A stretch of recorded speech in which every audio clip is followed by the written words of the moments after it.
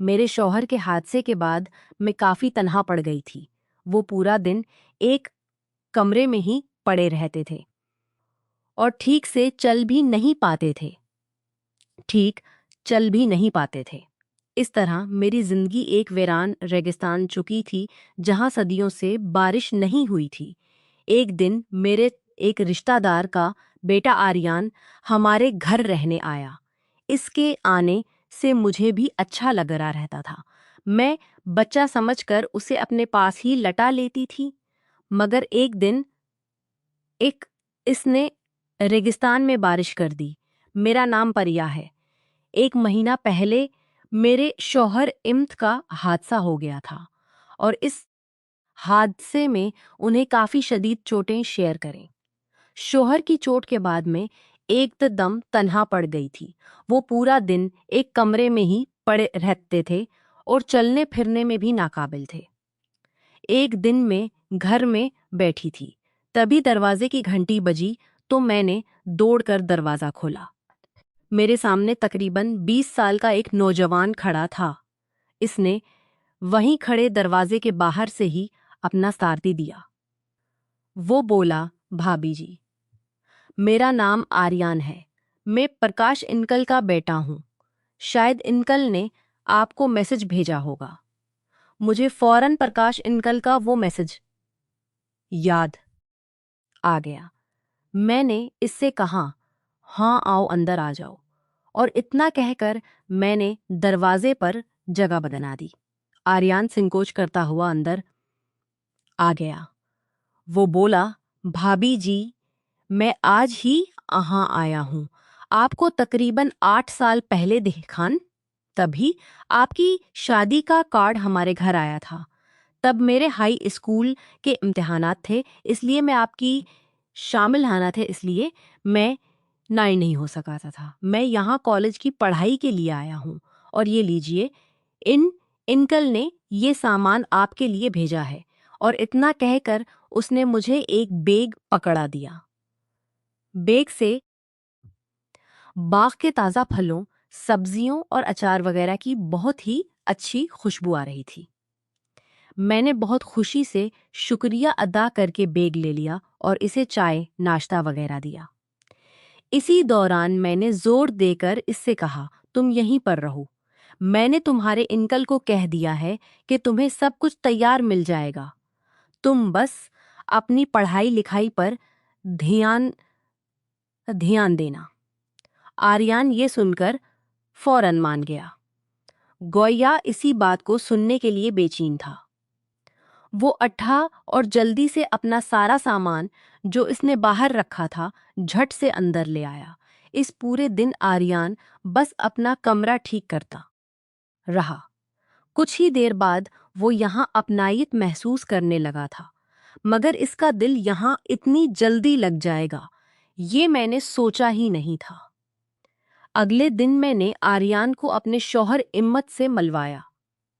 आर्यान ये सोचकर हैरान रह गया कि कमाल है, कल दोपहर से रात तक उनकी कोई आवाज़ तक सुनाई नहीं दी। इस घर में भाभी के अलावा कोई और इंसान भी रहता है, ये महसूस तक नहीं हुआ। मैंने आर्यान की सोच में एहतियात डालते हुए कहा, दरअसल बात यह है कि उनका एक शदीद हादसा हुआ था और तब से ये बिस्तर पर ही पड़े रहते हैं। ये दिन भर तो सोते रहते हैं और रात भर जागते रहते हैं, मगर कल शायद दिन दिन शायद द अद्वियात की वजह से वो दिन भर और रात भर सोते ही रहे। दिन कुछ ऐसे ही गुजर रहे थे। दो लोगों के संसान घर में कुछ रौनक सी आ गई थी।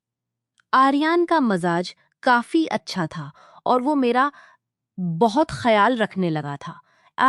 एक रोज की बात है कि मैं किचन में काम कर रही थी और गाने गुनगुना रही थी। तभी आर्यान रसोई में आकर मेरा हाथ बटाने लगा। मैं हंसकर बोली, आर्यान, तुम अभी बच्चे हो, तुम्हारा काम है पढ़ना और सिर्फ पढ़ना। तुम ये सब काम मत करो। जवाब में इसने कहा, हाँ भाभी, पढ़ना तो मेरा काम जरूर है, मगर मैं इतना भी बचा नहीं हूँ। मैं पूरे 20 साल का हूँ। मैंने हैरत से आर्यान की तरफ देखा तो वो बोला, हाँ भाभी, मैं अब कॉलेज में पढ़ता हूँ। अब मैं बचा नहीं रहा। ये सुनकर मैं बिल्कुल चुप हो गई। एक दिन बातों ही बातों में आर्यान मुझसे मेरे शौहर इम्त के बारे में पूछने लगा कि उन्हें क्या हो गया था। ये हादसा कब और कैसे हुआ था? मैंने अदास होकर कहा, और हमारा सारा कारोबार वो अकेले ही देख रहे थे। सब अच्छा चल रहा था और हम हंसी खुशी एक साथ रह रहे थे। फिर एक दिन कुछ ऐसा हुआ कि जब वो कारखाने से खुशी वापस घर लौट रहे थे तो रास्ते में उनका हादसा हो गया। इस हादसे के बाद से हमारी जिंदगी और घर के हालात दोनों ही बदल गए। उन्हें पैरों पर काफी चोटें आई थीं। सब इलाज करा लिया? है, पर वो अभी भी ठीक से चल नहीं पाते। फिलहाल उन्हें 2 कदम चलने में भी पूरे 10 मिनट लगते हैं। इसलिए वो ज्यादातर चलने भी पूरे 10 मिनट ही रहते हैं। हफ्ते में 3 दिन फिजियोथेरापी कराने वाला आता है और बाकी वक्त में वो फिल्में देखते हैं और किताबें पढ़ते हैं। डॉक्टर ने कहा है कि वक्त लगेगा, पर वो आहिस्ता आहिस्ता ठीक हो जाएंगे और आराम से चलने लगेंगे। आर्यान ने ये सुनकर उनकी तरफ देखा। वो जानता था कि हमारी शादी को मुश्किल से 5 साल ही हुए होंगे। वो बोला, भाभी जी, आपकी शादी को तकरीबन 5 साल ही हुए है ना? मैं बोली, हाँ, 5 साल हो गए हैं। वो बोला, मुझे भी याद है भाभी। इस वक्त मेरे इम्तिहान चल रहे थे और इसीलिए मैं आपसे एक बार आपको देखा था। मैं शायद स्कूल में पढ़ता था, तब मैंने एक बार आपको देखा था। आप अंकल के पास कुछ किताबें लेकर आई थी। मैंने कहा, हाँ हाँ, तब तुम्हारे अंकल मेरे रियाजी के उस्ताद थे और मैं उन्हें किताबें लौटाने आई थी, क्योंकि इसके बाद मैं दूसरे स्कूल में जाने लगी थी। दिन गुजरते रहे और आर्यान को हमारे यहाँ रहते 4 महीने हो गए थे। आर्यान लड़कप्पन के ऊपर खरदरे रास्ते पर ही चल रहा था, लेकिन वो ये साफ समझ गया था कि हम दोनों मियाँ, लेकिन वो ये साफ के अलावा ही है, हम दोनों मियाँ बीवी की खामोश जिंदगी में फिजियोथेरापिस्ट के अलावा वही है जो थोड़ा बहुत मौसीकी की सर और ताल पैदा कर रहा था। आर्यान मुझसे इतने दिनों से कोई सिक नहीं मिला था और मुझे भी इतने दिनों से कोई सिक नहीं मिला था, तो मैं भी इसकी तरफ खींची चली जा रही थी। हम दोनों काम से फारिग होने के बाद काफी वक्त एक दूसरे के साथ गुजारते थे, साथ बैठकर खाना खाते थे और आहिस्ता आहिस्ता करीब भी होते जा रहे थे। मैं अब इससे प्यार करने लगी थी और मुझे पता था कि वो भी मुझसे प्यार कर लें और शेयर करें, क्योंकि अब हमारे दरमियान का रिश्ता परवान चढ़ता जा रहा था। दिन गुजरते जा रहे थे और हमारे दरमियान की दूरियां घटती जा रही थी। अब मुझे आर्यान का छोना अच्छा लगने लगा था। वो मजाक मजाक में मुझे अधर अधर छो लेता था। वो शायद ये चेक करता था कि भाभी कैसे रद्द अमल देंगी। कभी कभी अपने शौहर के देंगे, कभी कभी आंखें अदास हो जाती थी और मेरी आंखें नम हो जाती थीं। ऐसे में आर्यान ही मुझे संभालता था और मुझे गले लगा लेता था।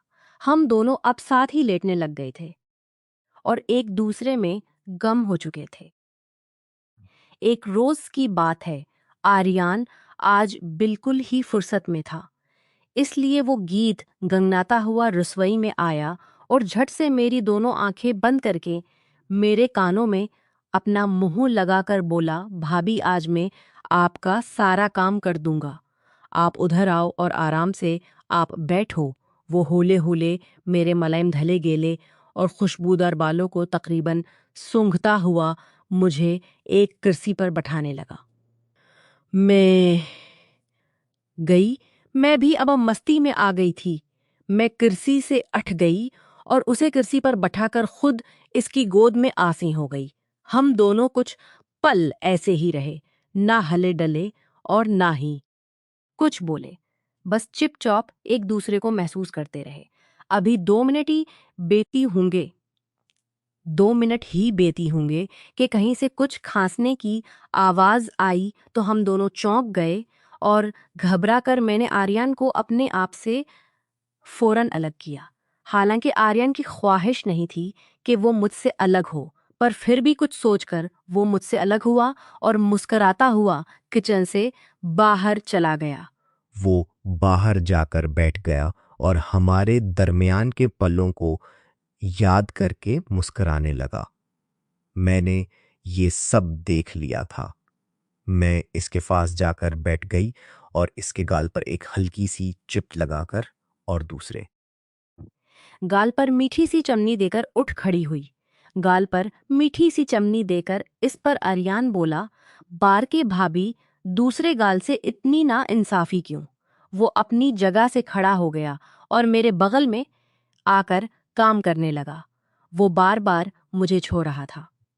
मेरे बदन में तो जैसे बिजली दौड़ रही थी। मैं इसके छूने से कितनी परफ्लिक थी, ये हिम्मत बस में और मेरे प्यासे दिल ही जानता था। मैं तो ऐसे हैरत अंगेज तजर्बे को तरस ही गई थी। मगर इस सुबह आर्यन ने मेरा सारा अधूरा पिन दूर कर दिया था। कई महीनों बाद आज रेगिस्तान में बारिश हुई थी और जमकर हुई थी। हम दोनों मर जाने के बाद बिस्तर पर ही पड़े हुए थे। तभी खांसने की आवाज दोबारा आने लगी। मैं एक कप चाय लेकर आर्यन को प्यार से देखती हुई इस कमरे से निकली और शौहर के कमरे तक पहुंच गई।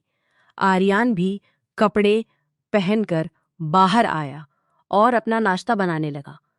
मैं वहीं अपने शौहर के बैठ गई और उन्हीं शौहर के पास बैठ गई और उनकी फिर से तड़पने लग गई आई।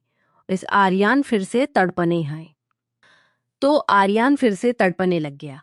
इसने जानबूझकर किचन में बर्तन के गाने शुरू कर दिए, मगर मैं इसके इस इशारे को सुनकर भी इसके पास नहीं गई। मैं अपने शौहर की दोनों हथेलियों को सहला रही थी, पर मुझे ऐसा लग रहा था कि मैं आर्यन की हथेलियों को सहला रही हूं।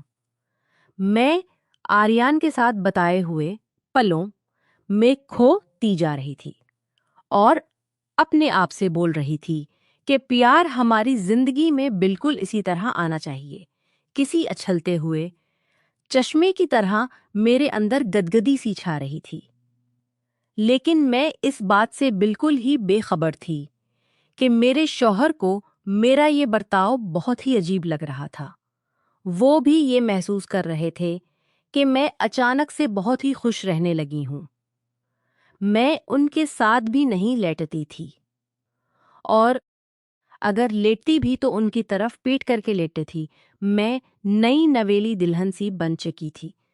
मैं नई नवेली दुल्हन सी बन चुकी थी और मेरे रवैये और मेरे अंदाज मेरे शौहर को हैरान कर रहे थे। आर्यन भी, जो शुरू शुरू में उनसे कभी कंधे भी दबाता रहा था और चेक-इन के लिए ही मिलता था, वो अब दिन रसोई में मैं चाय बना रही थी। तभी आर्यन ने आकर मुझे पीछे से अपनी बाहों में भर लिया और मुझे चूमने लगा। मुझे पीछे से अपनी मुझे चूमने लगा। मैं भी उससे लपट गई और हम दोनों एक दूसरे में खो गए। तभी खट की आवाज आई। इस आवाज से आर्यन चौंक गया। हम दोनों एक दूसरे से अलग हुए और हंसने लगे। आर्यन के प्यार को पाकर मैं बहुत खुश थी। पहले जो मुझे अपनी जिंदगी एक बोझ सी लगती थी, आज वही जिंदगी मुझे फूल सी, बादलों सी और रोई के फाहे सी लग रही थी। मैं आर्यन के यहाँ आने को कुदरत के किसी करिश्मे की तरह मान चुकी थी। आर्यन को यहाँ आए 1 साल पूरा होने जा रहा था और मैं इस मिलकर निखर सी गई थी। अब हमारा पूरा जिंदगी मस्तक से सराबोर हो चुका था।